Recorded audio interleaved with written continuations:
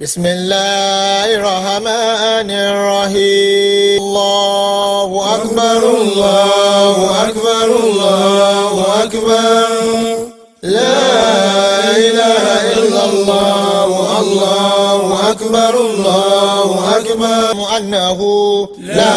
إله إلا الله لا إله إلا الله لا إله إلا الله لا إله إلا يا ربنا في أرضه وسمائه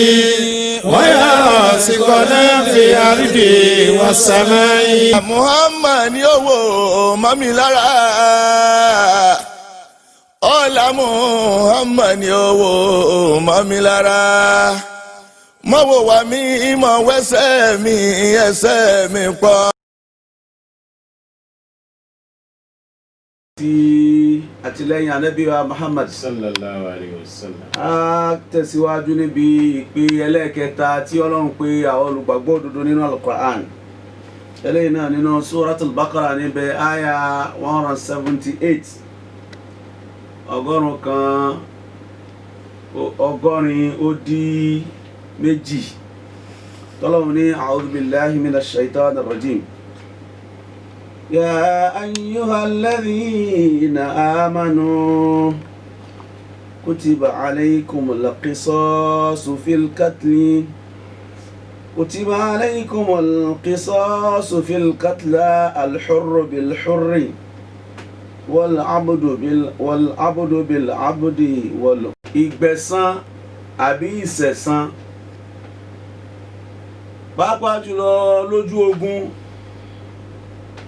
Ọlọ́run ní ya ayyuhal ladhina amanu mo pè ẹ̀yin olùgbàgbọ́ òdodo. A ṣàlàyé ohun tí ń jẹ́ olùgbàgbọ́ òdodo a ní láti máa tún padà sẹ́yìn. Ọlọ́run ní kutiba alaykumul qisas. Al-qisas òun ni kí á ṣẹ̀san àbí ká gbẹ̀san. Gbólóhùn tí wọ́n sábà máa ń lo al-qisas sí òun ni kí èèyàn dáná nínú Islam ká wá fẹ́ jẹ́yà àbí kí ẹnìkan ṣe nǹkan fún ẹ ó wá fẹ́ gbẹ̀san lára rẹ̀. Gbólóhùn yìí tó bá ní al-qisas Ọlọ́run ní wọ́n ti wá ṣe lọ́ranyàn fún yín lórí pé tí ẹ bá ṣe nǹkan fún yín tí ẹ wò yí pé ní sùúrù ní tí عفي له من أخيه شيء فاتباع بالمعروف وأداه إليه بإحسان ذلك تخفيف من ربكم ورحمة فمن اعتدى بعد ذلك فله عذاب عليم صدق الله العظيم. Ọlọ́run ọba àlékeọlá ó ń pè wá sí àkíyèsí. Ọlọ́run ní pàápàá jùlọ fil qatla ní ojú ogun tẹ́ bá dójú ogun. Islam ẹ̀sìn tí ó láàánú tó sì létò ni. Nígbàtí ó ń ṣe ńlá Ànábì wa Muhammad sallallahu alaihi wasallam tó kó àwọn ọmọ ogun jọ, kí ló fàdí ogun nínú Islam? Ohun tó fàdí ogun nínú Islam ni ìgbaraẹnilẹ̀ lọ́wọ́ ọ̀tá. Kìí ṣe pé nínú àìmọ̀kan ẹlòmíì ni ó sọ pé Islam tàn ká pẹ̀lú idà léyìí tí ò rí bẹ́ẹ̀. Nítorí pé tí Islam bá fẹ́ tàn ká pẹ̀lú dání Ànábì Muhammad sallallahu alaihi wasallam kò ní kúrò nílùú bàbá rẹ̀ níbi wọ́n bí sí nítorí Islam. Nígbàtí Islam kọ́kọ́ ṣẹlẹ̀ kí Ànábì tó ṣe hijira kúrò ní Maka lọ sí Madina, ó ṣe hijira kan kúrò ní Maka lọ sí ìlú Habasha. Níjọ́ náà lọ́hùn ọmọ bíbí inú Ànábì ń bẹnu àwọn ẹni tí wọ́n ṣe hijira níjọ́ náà lọ́hùn tí wọ́n sáfẹ́ mi wọn torí ẹ̀sìn tòun tọkọ rẹ̀. àwọn tó jẹ́ bí ọ̀nkù fún ànábì wọ́n ṣe ìjírá tó náà lọ́hùn níjọ́ ní lọ́hùn kò sọ́mọ àlè nínú wọn débi pé wọ́n wá dẹ́rùbà tí ó sì yóò fi lulẹ̀ níjọ́ náà lọ́hùn wọ́n tó lẹ́ni tí ń sọ fún àwọn akẹgbẹ́ wọn tó jẹ́ kèfèrí pé ìlú ìyàjọ ní ni ẹ má pè wá lálejò àjọ nílùú ni àwọn lọ́hùn pé wọ́n ṣàkíyèsí nítorí pé Islam ò lọ́wọ́ sí jàgídíjà ó ní ẹ ṣe hijira wọ́n sì ṣe hijira. nǹkan bí ọdún mẹ́ẹ̀ẹ́dógún tí Islam bẹ̀rẹ̀ kò sí jàgídíjà kan kò sí ogun kankan tí wọ́n fi wọ Madina. àwọn nígbà tó wá di pé Yorùbá náà ọ̀rọ̀ wọ́n ní bí ewúrẹ́ bá sún kàngiri ní òkọlù sí ni yóò padà sẹ́yìn. nígbà tó wá di pé ìyẹn jẹ́ yìí ń pọ̀ lọ́lọ́run tó wá ní ẹ bá wọn jagun ẹ jẹ́ wọ́n mọ̀ pé mùsùlùmí ò ń ṣojo ọlọ́run tá ń sìn ló pa wá láṣẹ kí a máa gbégbé àlàáfíà. kódà ànábì wa kọ́ ọmọ ogun jọjọ́ náà lọ́hùn ànábì ní lílọ là ń lọ yìí o ẹ má bá arúgbó jà ẹ wò Islam ẹ má bá arúgbó jà lílọ lẹ́ ń lọ yìí o ẹ má bá àwọn obìnrin jà ó di méjì lílọ lẹ́ ń lọ yìí o àwọn ọmọ kéékèèké ẹ má pa wọ́n lílọ lẹ́ ń lọ yìí o gbogbo ohun tí ń jẹ́ igi tí ń sèso fún ọ tí wọ́n ń ṣàǹfààní nípa rẹ̀ ẹ má gé wọn lílọ lẹ́ ń lọ yìí o gbogbo àwọn nǹkan ẹ̀sìn wọn gbogbo nǹkan ọ̀sìn wọn tí ń jẹ́ dábà ẹ má pa wọ́n kò dàbí ogun ọ̀sìn tí táwọn kan ń jà tí ẹ pé ń gbà wọn bá fẹ́ sọ bọ́ǹbù lẹ̀ àtàrúgbó àtọmọge àtọmọdé àtilé àtọ̀nà gbogbo ẹ̀ ni wọ́n dà wó Islam ò ṣe pé lo ogun bẹ́ẹ̀ tọ́lọ́ fi sọ pé kutiba alaykumul qisas fil qatla. àkọ́kọ́ ni pé ohun tá a sọ fún ni pé al-hurru bil-hurri ẹni ọmọlúwàbí tẹ́lẹ̀ pé ọmọlúwàbí lélẹ́yìí ọmọlúwàbí nínú yín lẹ́yìn mùsùlùmí tẹ́ wá fẹ́ sẹ̀san rẹ̀ ọmọlúwàbí ni kẹ́yìn náà ṣe kéde kẹ́pa láàrin wọn. bákan náà tó bá ṣe pé ẹrú ni wọ́n lò láti fi bá yín jagun lẹ́rú ló wá pa ẹnìkan láàrin yín tẹ́ bá fẹ́ sẹ̀sẹ̀ padà ẹ má pa ọmọlúwàbí láàrin wọn ẹrú náà ní kẹ́pa. yàwó dédé Islam ọlọ́run tún tẹ̀síwájú ó ní al-untha bil-untha àwọn obìnrin yín ni ẹ dẹ sáwọn obìnrin wọn nígbà táwọn náà bá kọ ọmọbìnrin wá sójú ogun ẹ̀rọ ọmọbìnrin ló wá mú ọkọ̀ dání kò tí ì sí ọgbọ́n àyìnbọn nínú tí wọ́n fi ń ja ogun àkọ́kọ́ òun lọ́kọ̀ ọfà tí wọ́n fà báyìí àtàdá àti nǹkan àwọn nǹkan tó dàbí nǹkan irin tó jẹ́ nǹkan ìjà òun ni wọ́n lò láyé ìgbà náà lọ́hùn. obìnrin lẹ wá rí tó ń sáré bọ̀ wá tí bá dání bọ́kọ̀ ní bẹ lọ́wọ́ rẹ̀ obìnrin tí náà ní kí ẹran sí wọn. kọkùnrin kan kó má wò pé obìnrin báwo kó wá mọ́dà kó wá bẹ̀rẹ̀ sí ṣá obìnrin ọlọ́run ní ẹ má jẹ́ orí bẹ́ẹ̀. àmọ́ o fàmú min akhihi shay'un fattiba'u bil ma'ruf. ọlọ́run lo àyà yìí náà lórí yìí pé bó bá jẹ́ pé ẹ̀san náà lẹ bá fẹ́ san tí ò sí lórí tí ò sí ní ojú ogun. nínú àyà mi ọlọ́run ní al-anfu bil-anfi wal-aynu bil-ayni was-sinnu bis-sinni wa juruhi qisas. tó bá gba yín lójú tẹ́yìn náà fẹ́ gbá tí ń padà dédé ojú ni wọ́n fi kẹ́ gbá o báyìí gbójú ọ̀tún ni wọ́n gbá ẹ má gbá tó sì bẹ́ẹ̀ bá sì gba dédé bó ṣe dùn yín wọn ni kẹ́ ṣe gbá mọ́ tó bá jẹ́ pé imú ni wọ́n bá gé ẹ̀yin náà gé mu wọn tó bá jẹ́ pé wọ́n gé yín jẹ ni ẹ̀yin náà gé wọn jẹ tó bá jẹ́ pé ọgbẹ́ tẹ́yìn náà bá fẹ́ dá wọn lọ́pẹ́ ẹ má jẹ́ ó jìjú títí lọ.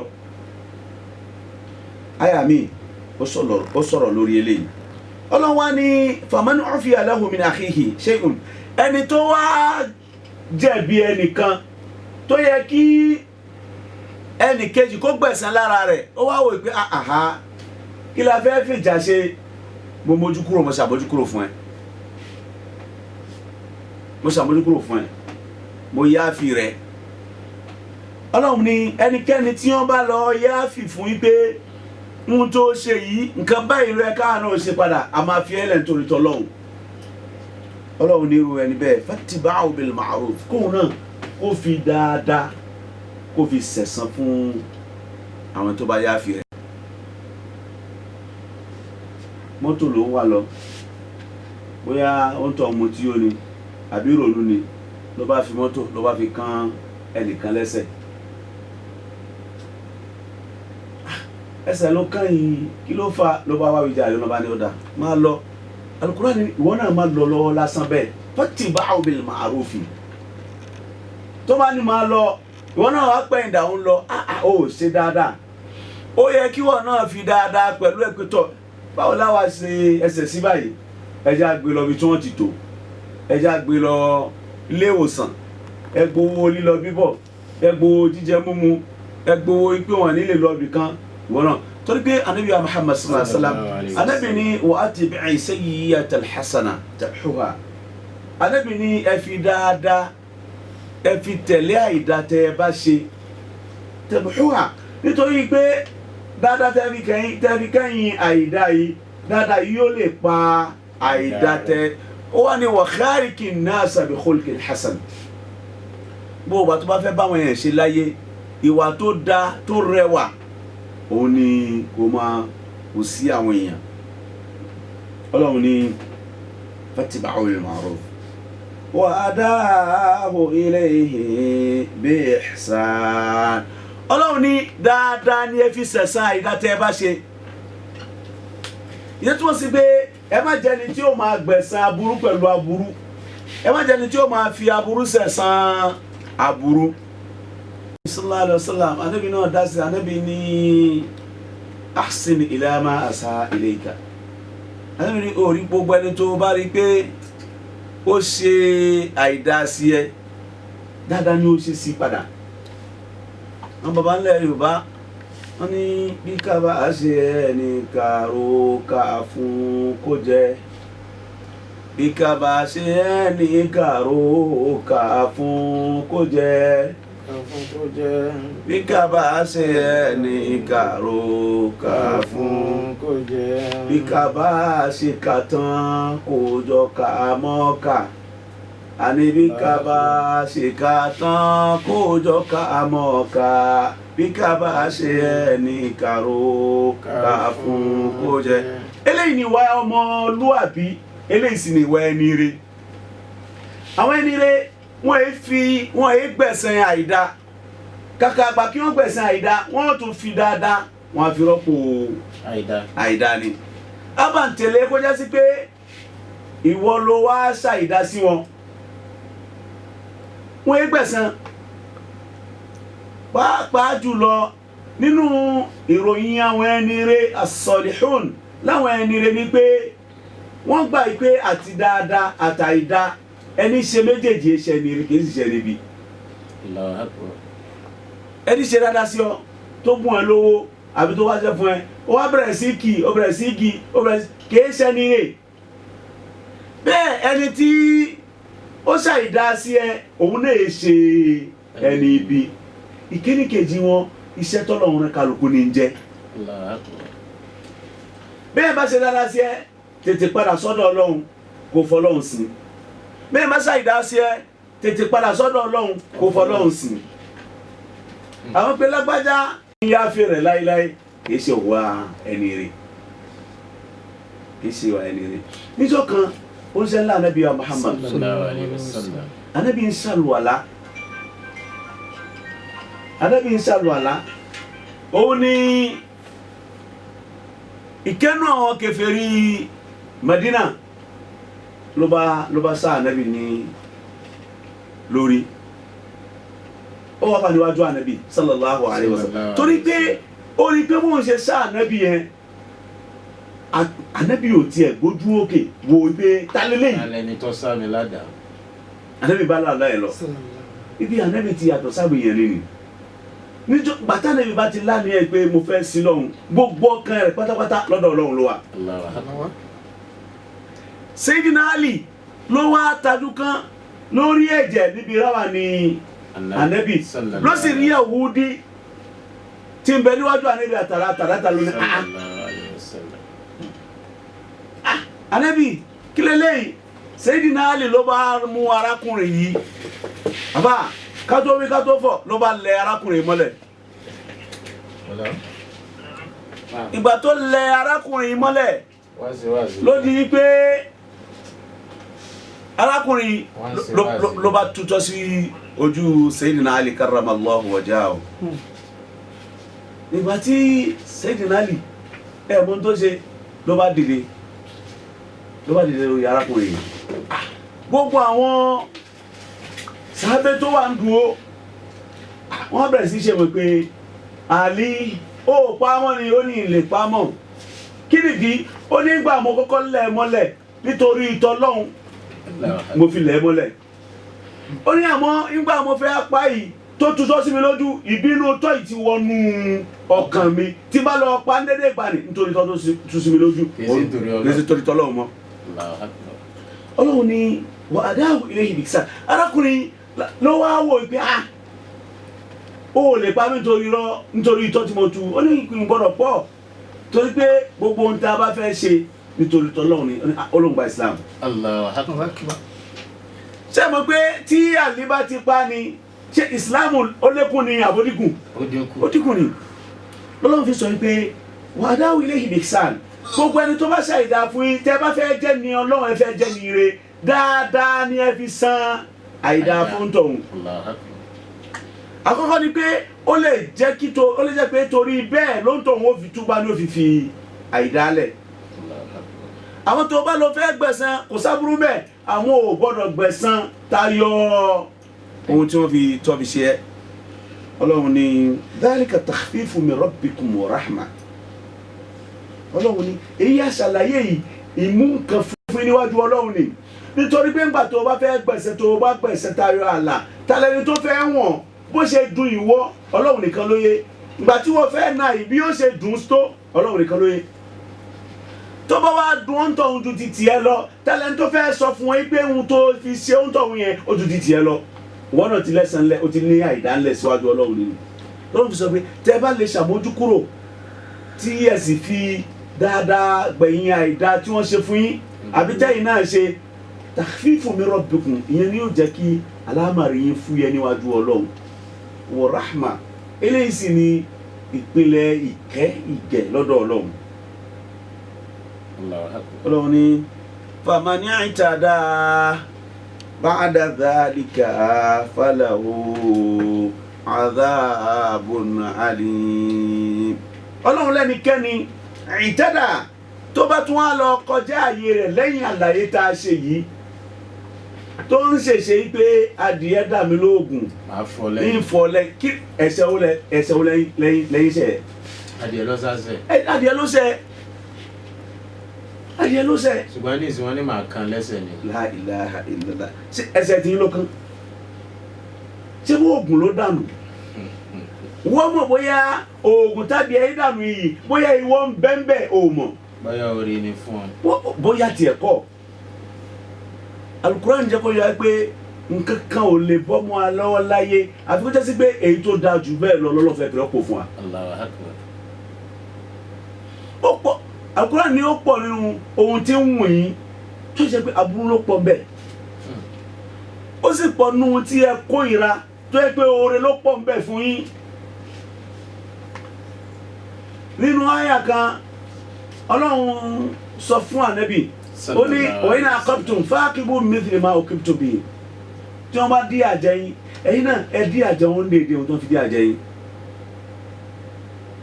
ó wà ní wala in sabartum àmọ́ tẹ́ ẹ bá lè ṣe sùúrù o fa huwa khayrun lis-sabirin ìṣe sùúrù yìí ní fi lóore fún gbogbo tó bá lè ṣe sùúrù.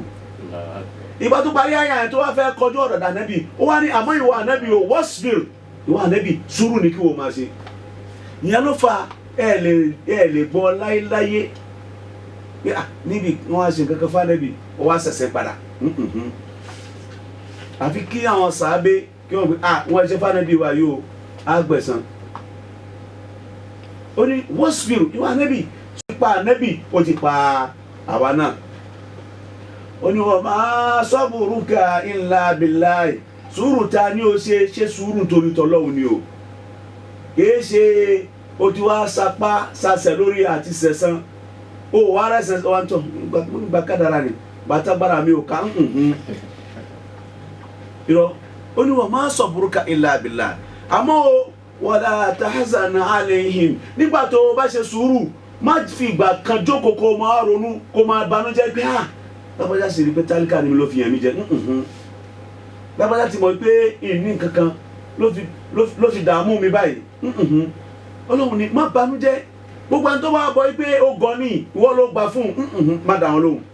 wala tahzan alayhim wala taku fi dikin mimma yamkurun má sì fi ìgbà kan wà nù bànújẹ́ lórí gbogbo ète tí wọ́n máa ń pa lórí wa Ànábì sallallahu alayhi wa sallam.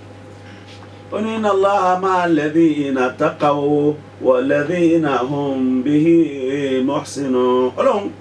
ṣe wá lẹ́ni tí ó lè ṣe sùúrù torí t'Ọlọ́run. Àmín. Ṣe wá lẹ́ni tí ó lè fi dáadáa ṣẹ̀san àìdá tí wọ́n bá ṣe sí wa. Àmín. Ó sì ṣe wá lẹ́ni tí ó lè ṣàmójúkúrò lórí gbogbo ẹni tó bá ṣàlàyé ìdá sí wa. Àmín. Ṣe wá lẹ́ni tí ó máa mọ̀ pé àti dáadáa àtàìdá ọwọ́ Ọlọ́run ló ti wà. Ọlọ́run wala la hawla wala quwwata illa billahil aliyyil azim. Èyí tá a gbọ́ lónìí kọ́lọ́ Elédùmarè kó fún wa lẹ́mìí àti lè fi ṣiṣẹ́. Gbogbo ohun tí a kà á lẹ́yìn náà ẹ̀mí ni àtẹni tọ́lọ́run bá fún torí adìẹ dà mí lóògùn nù máa fọ́ lẹ́yìn lọ́pọ̀ jù ní ìsìn èyí sì ń ba ọ̀pọ̀lọpọ̀ àwọn nǹkan wa jẹ́. Ọlọ́run Elédùmarè kó fún wa ní ẹ̀mí sùúrù ẹ̀mí ìdáríjì ẹ̀mí àti fi dáadáa san àìdá. Ọlọ́run Elédùmarè kó gbà fún wa torí ẹlòmíì tí ń bá ń kírun nínú mọ́sálásí kan tí wọ́n àti àáfàá àbájọ ní misunderstanding ó lè sọ pé nítorí ìmáàmù tí òun rẹ̀ jọ ní táwọn ní misunderstanding òun ò kírun lọ́dọ̀ ìmáàmù mọ́. k'Ọlọ́run ṣe àforíjì fún gbogbo wa kó fún wa lẹ́mìí ìdáríjì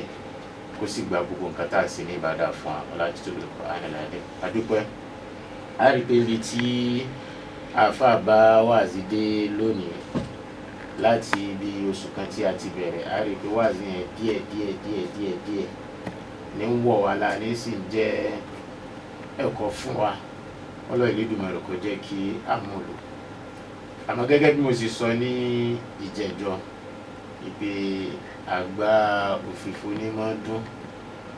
gbogbo ètò tí à ń ṣe ní orí FM gbogbo alámọ̀ pé ọ̀rọ̀ owó ni àti lo oṣù kan báyìí à ń fi àsìkò yọrọ gbogbo ẹ̀yin ìyá wa ẹ̀yin bàbá wa ẹ̀yin ẹ̀gbọ́n wa tí Ọlọ́run kẹ́ tí Ọlọ́run gẹ̀ ẹ má jẹ́ kí a takú sọ́nà lórí ètò tí à ń bá lọ gbogbo tọrọ kọ́bọ̀ tá a bá fi síbẹ̀ tó bá dọjọ́ gbẹ̀ndẹ̀ àlùkìyámà á rí orí bẹ̀ láti bẹ̀ gbogbo ẹ̀yin tí ẹ fi tọrọ kọ́bọ̀ lẹ̀ náà tá a fi bá a débi tá a dé kí Ọlọ́run Elédùmarè ẹnìkan mú owó wá ó ní kábò ń tọrọ àdúrà wípé ọ̀tá pọ̀ amanise ni afàìmanise ni aseni tán bá ní dárò Ọlọ́run Elédùmarè yóò gbé alékè wọn. Amanise ni àwọn ọ̀tá mi tí wọ́n bá fojú hàn èyí tún máa rọrùn fún yàn. Yorùbá ní ìyàwó àfáà tó gbàjẹ́ ni kásìrí tútù yọ pẹ́ torí ojoojúmọ́ àfáà ọmọ sọ pé Ọlọ́run ló mú wa ni àwọn lọ̀tá tó fojú pamọ́. So à ń bẹ lọ́hùn gbogbo wọn báwọn kọ́lọ́ Elédùmarè kó gbé alékè wọn. Ọ̀tá ilé ni o ìdílé ọkọ ni o ìdílé ìyàwó ni gbogbo ibikíbi ọ̀tá níbi iṣẹ́ gbogbo ibikíbi tọ́ta bá wà kọ́lọ́ Elédùmarè kó gbé alékè wọn. Ní ìjẹ̀sán àti àná àwọn èèyàn fún wa ní fi sabilillah ìpè ká fi lè máa bá ètò yìí lọ tọ́ a dúpẹ́ lọ́wọ́ yín gbogbo ibi tí kọ́bọ̀ náà ọlọ́run fọ̀pọ̀ rọ́pò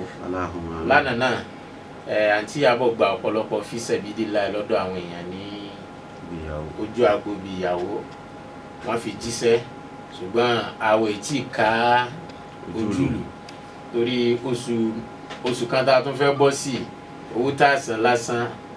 800 Ghana ni jẹ́ 8 million ti tẹ́lẹ̀ kìtì ju agbára gbogbo wa lọ ọlọ́run bá wa sí ní rọrùn ìgbéyàwó tá a ṣe lánàá kọ́lọ́run fa àlùbáríkà sí lábẹ́ bẹ́ẹ̀ à ń rán gbogbo àwọn jàmáà létí a mọ̀ pé níjẹ̀sán àtàná tá a bẹ̀rẹ̀ àsálátù a mọ̀ pé ó dé pọ̀ ṣùgbọ́n ìlérò pé òde wà ní ọjọ́ Sunday àbí tó dé bá sì wà náà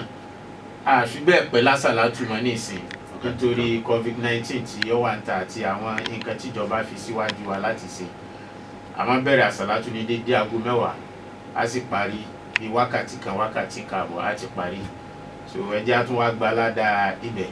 gbogbo tí ń bẹ wájú wa gbogbo bùkátà wa kọ́lọ́ Elédùmarè kó bá bíyà rẹ̀ gbogbo àwa tá a fẹ́ náwó sí wa tí àti ìlágbára kọ́lọ́ Elédùmarè yóò ṣe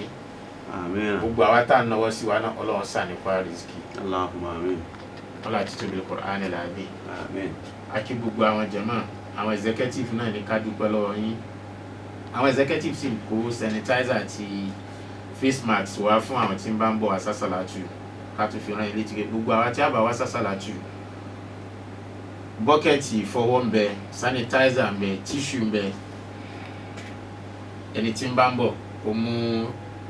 nose mask rẹ̀ lọ́wọ́ kọ́lọ́ Elédùmarè kó gbàdúrà wa bí nǹkan ọ̀hún ṣe ń dùn tó àsìkò fún aláyè gbogbo announcement tá à ń ṣe àti ọpẹ́ tá à ń dá nǹkan tí ju ìṣẹ́jú mẹ́ta lọ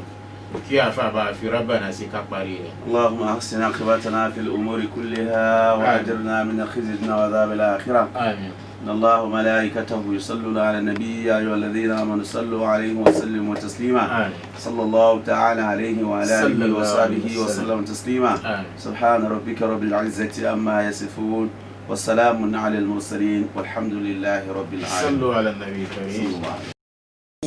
بسم الله الرحمن الرحيم الله أكبر الله أكبر الله أكبر لا إله إلا الله الله أكبر الله أكبر أنه لا إله إلا الله لا إله إلا الله لا إله